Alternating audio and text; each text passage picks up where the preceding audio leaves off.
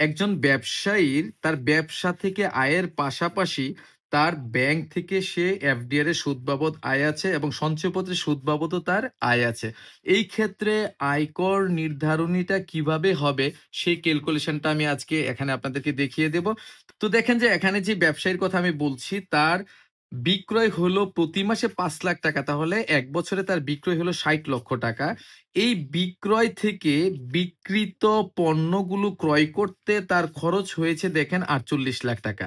তার মানে যে পণ্যগুলো বিক্রয় করেছে সেগুলো ৪৮ লাখ টাকা দিয়ে সে কিনেছে। তাহলে সেটা আমরা প্রথমে বাদ দিব, বিক্রয় থেকে বাদ দিয়ে ৬০ লাখ থেকে ৪৮ লাখ যদি আমরা বাদ দিই তাহলে কত থাকে? ১২ লাখ টাকা না? এই ১২ লাখ টাকা হলো তার গ্রস প্রাপ্তি, এটার উপরই ট্যাক্স নির্ণয় করতে হবে না। তারপরে এই ১২ লাখ থেকে এই ব্যবসাটা চালাতে গিয়ে তার যত খরচ আছে, যেমন আমি এক্সাম্পল স্বরূপ কয়েকটি খরচ লিখেছি, যেমন দোকান ভাড়া তাকে দিতে হয় মাসে ৮,০০০ টাকা, মানে বছরে ৯৬,০০০ টাকা।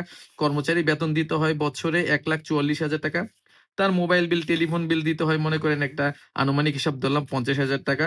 অন্যান্য খরচ আছে তার ৬০,০০০ টাকা। এছাড়া তার আপনার ধরেন এই যে ফার্নিচার গুলো সে ব্যবহার করতেছে ব্যবসায়, সেগুলোর অপচয় হইতে পারে। তার আদার্স যা যা খরচ আছে এই ব্যবসাটা চালাতে গিয়ে সকল খরচ এই ১২ লাখ টাকা থেকে বাদ দিতে হবে। তাহলে আমি যে এক্সাম্পলে দেখিয়েছি এই খরচগুলোর যোগফল হলো ৩,৫০,০০০ টাকা। এটা যদি ১২ লাখ থেকে বাদ দেই তাহলে তার থাকতেছে ৮,৫০,০০০ টাকা। এটা কিন্তু তার লাভ, একবারে নেট লাভ।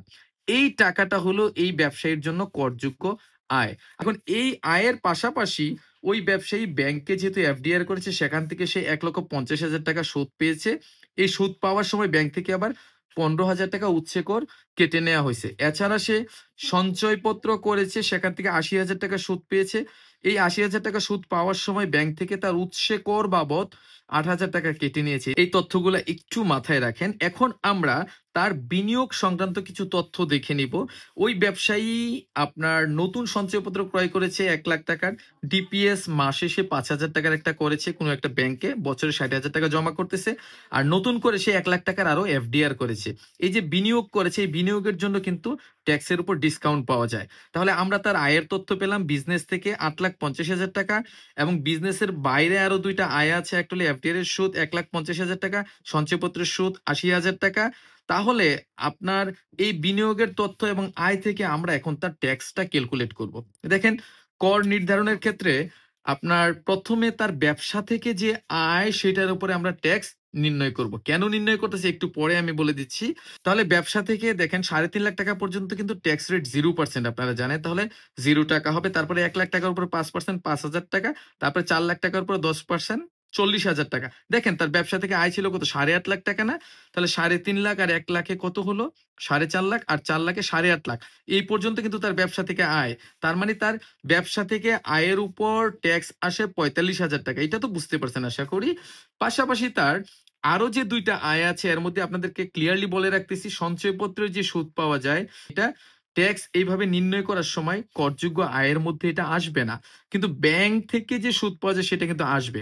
তার মানে ব্যাংক সুদ সহ তার ব্যবসায়ের আয় টোটাল কত? ১০ লাখ টাকা না? ব্যাংক সুদ সহ এই ১০ লাখ টাকার উপর আমরা এখন ট্যাক্স নির্ণয় করব। দেখেন, প্রথম ৩.৫ লাখ টাকার উপর 0, তারপরে ওই আগের নিয়মে ১ লাখ টাকার উপরে ৫%, ৫,০০০ টাকা, ৪ লাখ টাকার উপরে ৪০,০০০ টাকা। তাহলে ৮.৫ লাখ টাকা হইল না এই পর্যন্ত? এই তিনটা মিলে তার তো আছে ১০ লাখ টাকা আয়। তার মানে আরো ১.৫ লাখ টাকা যেটা বাকি থাকে সেটার উপরে সরকারি নিয়ম অনুযায়ী এখানে ১৫% হয়।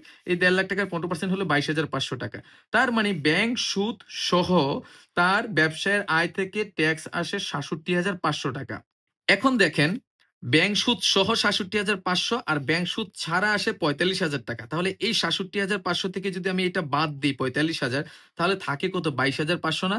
এটা কি শুধু তার ব্যাংক সুদের উপর ট্যাক্স আসে? কথাটা বুঝতে পারছেন? স্ল্যাব ভিত্তিক হিসাব করলে এই ১.৫ লাখ টাকার উপরে ২২,৫০০ টাকা ট্যাক্স হয়। এটা কেন হিসাব করলাম? এই কারণে হিসাব করলাম, সে ব্যাংক সুদের উপরে অলরেডি উৎসে কর দিয়েছে ১৫,০০০ টাকা, কিন্তু এখানে হিসাব করে আসে ২২,৫০০ টাকা। এই ২২,৫০০ টাকা না এসে এটা যদি ১৫,০০০ টাকার কম হইতো এই অ্যামাউন্টটা, তাহলে কিন্তু আপনার তার ১৫,০০০ টাকাই ট্যাক্স দেয়া লাগতো। এখানে স্ল্যাব ভিত্তিক যেটা আসছে সেটা আপনার ট্যাক্স বাবদ সে দিয়ে ছাড় পাইতো না। কথাটা বুঝতে পারছেন? মানে উৎসে কর বাবদ ব্যাংক সুদের উপর যত টাকা কাটে, খেয়াল করে শোনেন, আর স্ল্যাব ভিত্তিক ব্যাংক সুদের উপর যত টাকা ট্যাক্স আসে এই দুইটার মধ্যে যেটা বেশি সেটাই সরকারকে ট্যাক্স দেওয়া লাগবে, সরকার বলছে। তার মানে 22,500 টাকাই তাকে ব্যাংক সুদের উপর ট্যাক্স দেওয়া লাগবে, আর তার শুধু ব্যবসায়ের উপর আছে 45,000 টাকা। তার মানে এই দুইটা যোগ করলে এই 67,500 টাকাই হয়। এই 67,500 টাকাই এই ব্যবসায়ীর ট্যাক্স দেওয়ার কথা। এখন দেখেন সে যেহেতু বিনিয়োগ করেছে, এই তিনটা বিনিয়োগের মধ্যে সঞ্চয়পত্র ক্রয় এবং ডিপিএসসি বিনিয়োগ, আপনার এই দুইটার উপর সরকার বলেছে ডিসকাউন্ট পাওয়া যায় বিনিয়োগ করার কারণে, বাট এফডিআর করার কারণে কিন্তু ডিসকাউন্ট পাওয়া যায় না। তাহলে আমরা এখন ডিসকাউন্টের হিসাবটা করি। দেখেন বিনিয়োগের উপর ডিসকাউন্টের হিসাবটা হলো যে 8,50,000 টাকা। কেন 8,50,000 টাকা আমরা আনলাম? সরকার এটা বলেছে যে করযোগ্য নিয়মিত আয় যেটা, যেমন তার ব্যবসা থেকে যেটা আয় সেটা হলো নিয়মিত করযোগ্য আয়। এই ব্যাংক সুদ থেকে যেটা আসে এটাকে বলে ন্যূনতম করদায়যুক্ত করযোগ্য আয়। এটা কিন্তু আপনার নিয়মিত আয় না। আর সঞ্চয়পত্র থেকে যেটা আসে এটাকে বলে চূড়ান্ত করদায়যুক্ত করযুক্ত আয়। তার মানে এই তিনটার মধ্যে নিয়মিত উৎস থেকে যে করযোগ্য আয় সেটার 3% হিসাব করবেন আপনি। মানে 8.5 লাখ টাকার 3% কত হয়? 25,500। এছাড়া বিনিয়োগ করেছেন ঠিক আছে, বাট রেয়াত পাওয়ার জন্য যোগ্য ইনভেস্টমেন্ট কত? এই সঞ্চয়পত্র 1 লাখ আর ডিপিএস 60,000 টাকা। তার মানে 1,60,000 টাকা, এটার 15%। 1,60,000 15% 24,000 টাকা। আর আইন অনুযায়ী সর্বোচ্চ 10 লাখ টাকা সরকার বলেছে, এটা আইনে বলা আছে সর্বোচ্চ 10 লাখ টাকা। এই তিনটা অ্যামাউন্টের মধ্যে যেটা কম, তিনটার মধ্যে কম কোনটা বলেন তো? 24,000 টাকা না? এই 24,000 টাকা সে ট্যাক্স বাবদ ডিসকাউন্ট বা ছাড় পাবে বা বিনিয়োগের জন্য রেয়াত পাবে তার এই তথ্যের ভিত্তিতে। তাহলে তার ট্যাক্স এসেছিল 67,500 টাকা, সে ডিসকাউন্ট পাইলো 24,000 টাকা। তাহলে 67,500 থেকে বিনিয়োগ করার কারণে সে 24,000 টাকা ডিসকাউন্ট পাওয়ার পর তার ট্যাক্স দিতে হচ্ছে 43,500 টাকা।